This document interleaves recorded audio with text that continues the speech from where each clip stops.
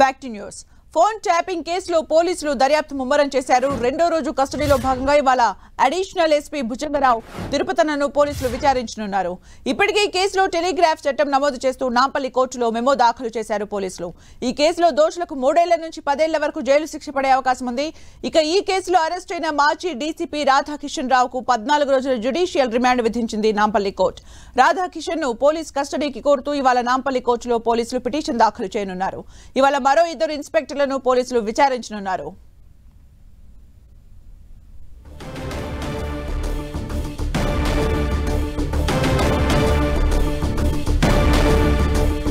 ఇవాళ భుజంగరావు తిరుపతన్నల్ని పోలీసులు విచారించనున్నారు. ఇప్పటికే వీరి నుంచి కీలక సమాచారం సేకరించింది దర్యాప్తు బృందం. వీరిద్దరి వాంగ్మూలాలే కేసులో కీలకంగా మారనున్నాయి. వీరిచ్చే సమాచారంతోనే మరిన్ని అరెస్టులు జరిగే అవకాశం ఉంది. రాధాకిషన్ ఇచ్చిన స్టేట్మెంట్ ఆధారంగా వీరిద్దరి పాత్రపై ఆరా తీయనున్నారు పోలీసులు. భుజంగరావు తిరుపతన్న సర్వీస్లో అక్రమ దందా వసూళ్లపైన ఆరా తీయనున్నారు. ఎస్ఐబి మాజీ చీఫ్ ప్రభాకర్ ప్రణీత్ రావుతో వీరికి ఉన్న లింక్స్ ను రాబట్టనున్నారు. ఎవరి డైరెక్షన్ లో ఫోన్ ట్యాపింగ్ కు పాల్పడ్డారనే విషయాల్ని తెలుసుకోనున్నారు. అలాగే ఎంతమంది ప్రైవేట్ వ్యక్తులకు ఇందులో ప్రమేయం ఉందని ప్రశ్నించనున్నారు.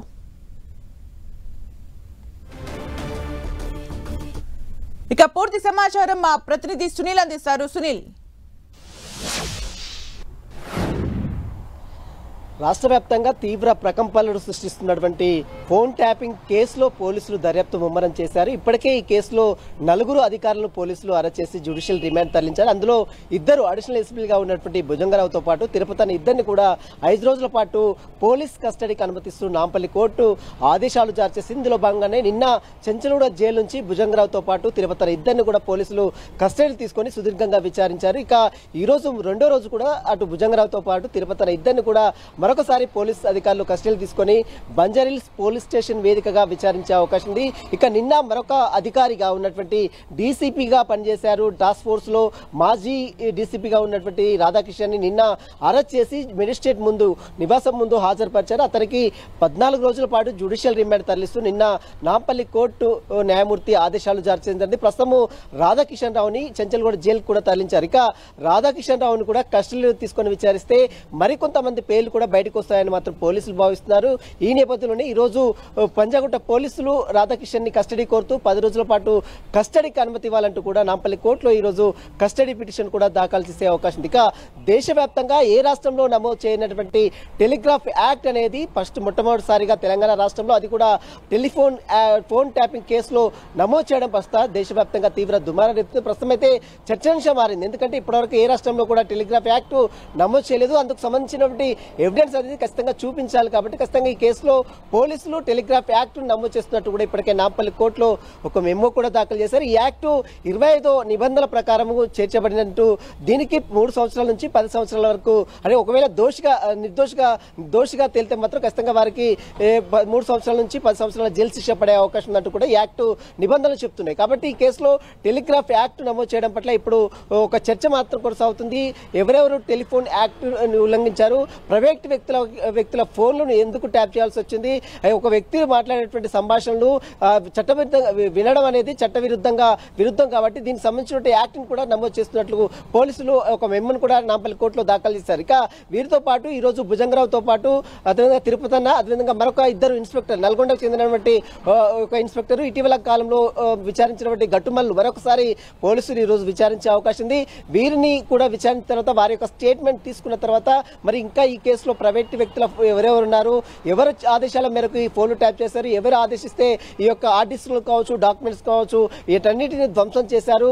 అదేవిధంగా మునుగోడు ఉప ఎన్నికలు, దుబ్బాక ఉప ఎన్నికలు, ఇటీవల జరిగినటువంటి అసెంబ్లీ ఎన్నికలు, వీటికి సంబంధించినటువంటి నిధుల సమీకరణకు ఎక్కడెక్కడ అడ్డుకట్ట వేశారు, ఎవరెవరు బెదిరింపులకు గురి చేశారు, రియల్ ఎస్టేట్ వ్యాపారులు, బంగారు వ్యాపారులు కూడా బెదిరింపులకు గురి చేసి పెద్ద ఎత్తున డబ్బులు గడించినట్టు ఆరోపణలు వినబడుతున్న నేపథ్యంలో వీటికి సంబంధించిన అన్ని వివరాలపై కూడా పోలీసులు పూర్తిగా కూపీలాగుతున్నటువంటి పరిస్థితి కనబడుతుంది. ఈ రోజు భుజంగరావుతో పాటు తిరుపతిని మరొకసారి కస్టడీ తీసుకొని విచారించిన తర్వాత మరికొన్ని పేర్లు కూడా వస్తాయని మాత్రం భావిస్తుంది. ఎందుకంటే ఇటీవల కాలంలో మనం చూసాం ఈ కేసులో సునీల్, అంటే ఇంకా విచారణలో భాగంగా ఇంకా అరెస్టుల పర్వం కొనసాగే అవకాశం కనిపిస్తోందా? అలాగే టెలిగ్రాఫ్ చట్టం కింద, యాక్ట్ కింద కేసు నమోదు చేసినట్టుగా తెలుస్తోంది. అంటే విచారణ అనంతరం టెలిగ్రాఫ్ చట్టం నమోదు చేశారా, లేకపోతే ముందే నమోదు చేశారా?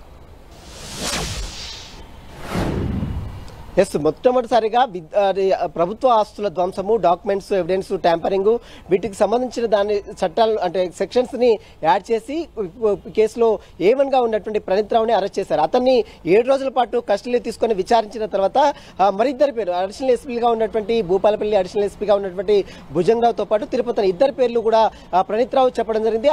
ఆయన ఇచ్చినటువంటి కన్ఫెషనల్ స్టేట్మెంట్ ను బేస్ చేసుకుని వారిద్దరి పైన కూడా కేసులు నమోదు చేశారు. ఇక వీరితో పాటు వారు ఇచ్చినటువంటి స్టేట్మెంట్ తో పాటు రాధాకిషన్ రావు పేరును కూడా చేర్చారు. అతను కూడా సుదీర్ఘంగా విచారించి అతన్ని కూడా అరెస్ట్ చేశారు. అయితే వీరందరినీ విచారించిన తర్వాత వారు ఇచ్చినటువంటి స్టేట్మెంట్ ని బేస్ చేసుకుని ఇందులో ఫోన్ ట్యాపింగ్ జరిగింది అనేటువంటి నిర్ధారణకు వచ్చిన తర్వాతనే ఈ రోజు నిన్న నాంపల్లి కోర్టులో ఒక మెమోని దాఖలు చేశారు. టెలిగ్రాఫ్ యాక్ట్ ని యాడ్ చేస్తున్నట్లు పోలీసులు ఒక మెమోని కూడా దాఖలు చేశారు. టెలిగ్రాఫ్ యాక్ట్ అనేది చాలా సీరియస్ గా ఉంటుంది. ఇప్పటివరకు దేశంలో ఏ రాష్ట్రంలో కూడా ఈ సెక్షన్స్ ని అమలు చేయలేదు. మొట్టమొదటిసారిగా తెలంగాణ రాష్ట్రంలో టెలిగ్రాఫ్ యాక్ట్ ని నమోదు చేయడం పట్ల ఒక చర్చ మాత్రం కొనసాగుతుంది. ఎందుకంటే టెలిఫోన్ ట్యాపింగ్ చేయడం చట్టవిరుద్ధం. ఎందుకంటే కేవలం కొన్ని ఫోన్లు మాత్రమే ఏదైతే ట్రాయ్ చెప్పినటువంటి కొన్ని ఫోన్ మావోయిస్టు నిషేధిత సంబంధించిన పేర్లు సంబంధించిన వాటి టెర్రరిస్ట్ యాక్టివిటీస్ కావచ్చు, మావోయిస్ట్ యాక్టివిటీస్ కావచ్చు, వారి ఫోన్లు మాత్రమే ట్యాప్ చేయడానికి ఎస్ఐబి స్పెషల్ ఇన్వెస్టిగేషన్ బ్యూరో అనేది ఏర్పాటు చేయబడుతుంది. ఆ బ్యూరో కేవలం వారి ఫోన్ మాత్రమే ట్యాప్ చేయాల్సినటువంటి అవసరం ఉంటుంది.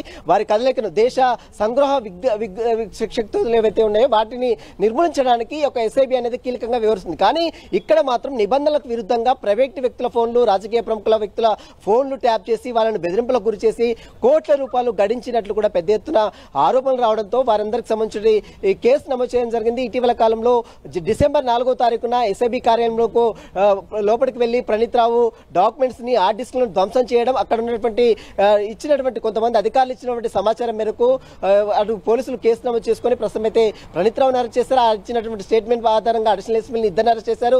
వారిచ్చిన స్టేట్మెంట్ ఆధారంగా రాధాకిషన్ అరెస్ట్ చేశారు. ఇప్పుడు నలుగురు ఇచ్చినటువంటి స్టేట్మెంట్ ఆధారంగా మరికొంతమంది పేర్లు కూడా బయటకు వచ్చే అవకాశం ఉంది. మరికొన్ని అరెస్టులు కూడా జరిగే అవకాశం ఉందని కూడా చాలా తెలుస్తుంది. ఎందుకంటే ఇప్పటికే మనం చూస్తాం తెలంగాణ డీజీపీ కార్యాలయానికి చాలా మంది రాజకీయ నేతలు క్యూ కడుతున్నారు. బీజేపీ మాజీ ఎమ్మెల్యే రఘునందన్ రావు కావచ్చు, యానం శ్రీనివాస్ రెడ్డి కావచ్చు, చాలా మంది నేతలు మా ఫోన్లు ట్యాప్ అయ్యాయంటే మా ఫోన్లు ట్యాప్ అయ్యాయి, మా డబ్బులు కూడా తీసుకున్నారు. ఇప్పటికే సంధ్యా కన్వెన్షన్ ఎండి శ్రీధర్ రావు కూడా తన ఫోన్ ట్యాప్ చేసి దాదాపు 100 కోట్ల మేరకు డబ్బులు గడించారని పెద్ద ఇప్పటికే పంజగుట్ట పోలీస్ స్టేషన్ లో ఫిర్యాదు చేశారు. చాలా మంది బాధితులు బయటకు వస్తున్న నేపథ్యంలో ఇప్పుడు ఈ కేసులో ఒక కీలక పరిణామాలు కూడా చోటు చేసుకునే అవకాశం ఉంది. మరికొన్ని అరెస్టులు కూడా ఈ రోజు జరిగే అవకాశం ఉంది. ప్రస్తుతం అయితే ఈ రోజు భుజంగరావుతో పాటు తిరుపతిని కూడా మరొకసారి కస్టడీలో తీసుకుని సుదీర్ఘంగా విచారించే అవకాశం ఉంది. Thank you Sunil for the updates.